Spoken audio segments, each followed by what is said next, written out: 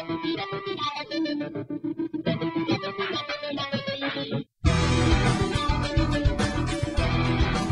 welcome to the Movie Blog. My name is John Campea. This is my quick 3-minute review of Rush Hour 3. Now, of course, Rush Hour 3 is several years overdue, and thanks to Chris Tucker and his outrageous salary demands, and at one point he's even reported he was holding out to get creative final cut of the movie and all this type of nonsense, we finally have Rush Hour 3. And was it worth the wait? Quite simply, no, not really. Now, let me say this. The movie is getting pretty hammered across most of the critic spectrum, and even on Rotten Tomatoes, it was under 20%. But I will say this about Rush Hour 3. It's not a horrible, awful movie. The movie actually does have some redeeming qualities, and let me start with some of those. First of all, there is some decent humor in it. From time to time, there are some pretty good visual gags, especially, that came across pretty good. There is a terrific car chase scene in this movie that I would say rivals actually some of the car chases we've seen in the Bourne series. And really, the car chase is that good. It's got some incredible stuff in it, some great stunts in it, and it was actually quite exciting.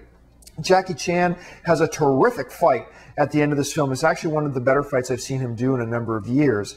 Now, as I said, there are some decent laughs in the film, but generally speaking, they're few and far between, and there simply aren't enough of them.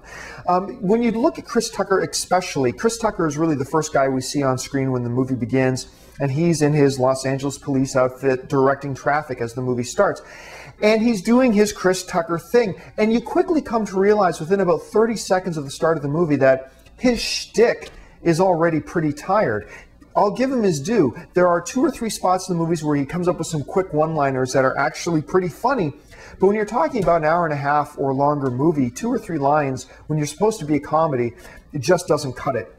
Also, speaking of comedies, there are 3 basic kinds of comedies. You got your dramatic comedy, which is, tries to keep everything in the real world. Then you got your slightly more silly comedy, say like a lot of Will Ferrell comedies. And then you have your absolute honk, outrageously stupid comedies, which can be really funny. And those movies you're talking about like Scary Movie or Airplane, just absolute ridiculousness.